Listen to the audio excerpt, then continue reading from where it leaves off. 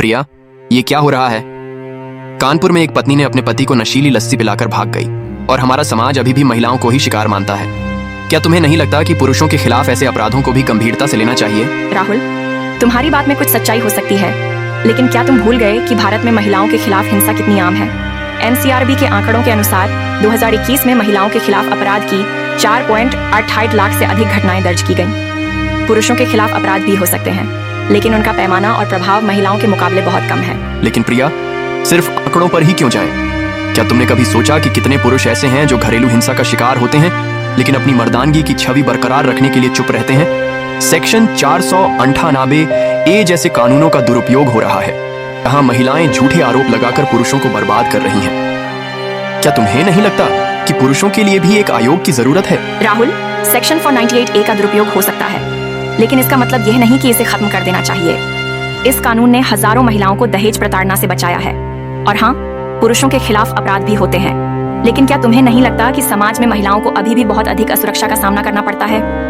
Acid attack, rape और घरेलू हिंसा, ये सब महिलाओं के खिलाफ ज्यादा आम है। प्रिया, मैं इन सब बातों से इनकार नहीं कर रहा, लेकिन क्या तुम्हें नहीं लगता कि हमें बैलेंस की जरूरत है? 2022 में ही 80,000 से अधिक विवाहित पुरुषों ने आत्महत्या की, और अधिकांश मामलों में पारिवारिक दबाव और कानूनी उत्पीड़न की वजह से। क्या यह पर्याप्त सबूत नहीं है कि पुरुषों को भी समर्थन की जरूरत है? राहुल, आत्महत्या के आंकड़े दुखद हैं, लेकिन क्या तुम्हें नहीं लगता कि इनमें से ज्यादातर मामले आर्थिक और सामाजिक दबावों से जुड़े हैं जो लैंगिक मुद्दों से परे हैं? और हाँ, पुरुषों को भी समर्थन चाहिए, लेकिन क्या तुम्हें नहीं लगता कि मौजूदा प्रणाली में महिलाओं को प्राथमिकता देना जरूरी है, क्योंकि इतिहास में वे ज्यादा पीड़ित रही हैं? प्रिया, इतिहास की बात तो ठीक है, लेकिन क्या तुम्हें नहीं लगता कि आज के समय में हमें भविष्य की ओर देखना चाहिए?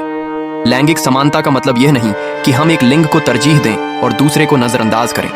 पुरुषों के खिलाफ अपराधों को भी उतनी ही गंभीरता से लिया जाना चाहिए जितनी महिलाओं के खिलाफ। राहुल, मैं तुम्हारी बात से सहमत हूँ कि हमें संतुलन की जरूरत है, लेकिन क्या तुम्हें नहीं लगता कि अभी तक का फोकस महिलाओं पर रहा है क्योंकि वे ज्यादा असुरक्षित हैं?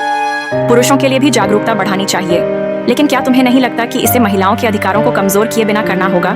प्रिया, मैं यही तो कह रहा हूँ, हमें महिलाओं के अधिकारों को कमजोर किए बिना पुरुषों के अधिकारों पर भी ध्यान देना होगा।